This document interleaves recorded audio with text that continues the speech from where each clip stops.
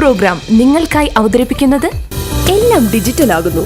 നിങ്ങളുടെ ഡിജിറ്റൽ ലോകം യാഥാർത്ഥ്യമാക്കൂ ഞങ്ങളിലൂടെ.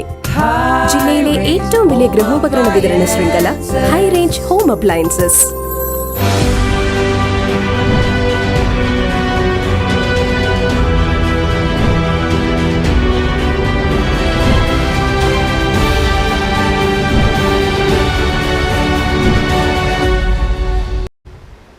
കനത്ത വേനലിൽ മുല്ലപ്പെരിയാർ അണക്കെട്ടിലെ ജലനിരപ്പും താഴ്ന്നു. ശക്തമായ വേനൽ മഴ ലഭിച്ചില്ലെങ്കിൽ തേക്കടിയുടെ ടൂറിസത്തിനും കുമളി ചക്കുവള്ളം മേഖലയിലെ ശുദ്ധജല വിതരണത്തിനും തിരിച്ചടിയാകും.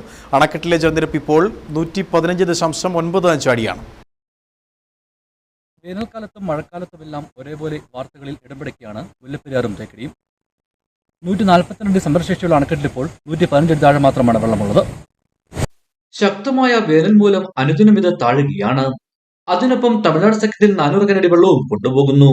ജലനിരപ്പ് അനുദിനം താഴ്ന്ന കുമളിയുടെ ടൂറിസം മേഖലയ്ക്ക് പുറമെ കമ്പം മേഖലയിലെ കർഷകരെയും ആശങ്കയിലാക്കുന്നുണ്ട്. ജലനിരപ്പ് 15 അടി കൂടി താഴ്ന്നാൽ തേക്കടി തടാകത്തിലെ ബോട്ട് സവാരിക്ക് തടസ്സം നേരിട്ടേക്കും. അത് ബോട്ടിങ്ങിന് തടസ്സം വരുമോ എന്നതിനെ സംബന്ധിച്ച് വ്യാപാര മേഖലയ്ക്ക് ഒരു ആശങ്കയുണ്ട്. ടൂറിസം മേഖലയുമായിട്ട് ബന്ധപ്പെട്ട് നിൽക്കുന്ന ഒരു സ്ഥലമാണ് തേക്കടി എന്നതുകൊണ്ട് അതൊരു ഭയപ്പാടുണ്ടെങ്കിൽ പോലും ഇപ്പോൾ വരുന്ന ടൂറിസ്റ്റുകൾക്ക് ആനിമൽസ് സൈറ്റിങ്ങിനും മറ്റും ഉള്ള ഒരു കൂടുതലായ ആനിമൽ സൈറ്റിങ് ഇപ്പോൾ ഉണ്ടാകുന്നുണ്ട്. എന്തായാലും വെള്ളം കുടയുന്ന ഒരു ആശങ്കയോടെ തന്നെയാണ് ടൂറിസം മേഖല ഇതിനെ കാണുന്നത്. ഇത് വിനോദസഞ്ചാരികളുടെ വരവിനെയും ബാധിക്കാം. ടൂറിസം മേഖലയെ ആശ്രയിച്ചു കഴിയുന്ന ആയിരക്കണക്കിന് ആളുകൾക്ക് ഇത് തിരിച്ചടിയാകും. സ്കൂളുകൾക്ക് അവധി തുടങ്ങുന്നതോടെ വലിയ തോതിൽ സഞ്ചാരികൾ തേക്കടിയിലേക്ക് എത്താറുണ്ട്.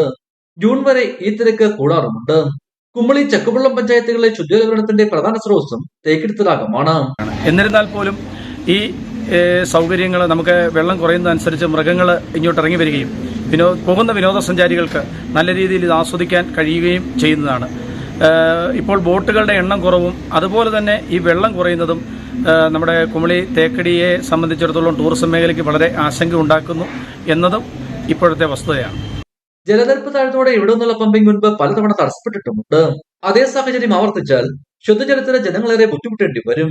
ഇത്തവണ വേനൽ ആരംഭിച്ചപ്പോൾ തന്നെ അണക്കെട്ടിലെ ജലനിരപ്പ് താഴ്ന്നിരിക്കുകയാണ്. വരും ദിവസങ്ങളിൽ വേനൽമഴ ലഭിച്ചില്ല എങ്കിൽ ടൂറിസം മേഖലയെ അത് സാരമായി തന്നെ ബാധിക്കും.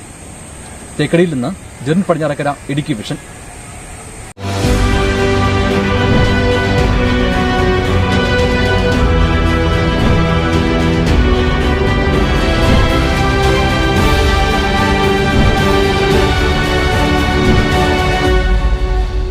പ്രോഗ്രാം നിങ്ങൾക്കായി അവതരിപ്പിച്ചത് എല്ലാം ഡിജിറ്റൽ ആകുന്നു.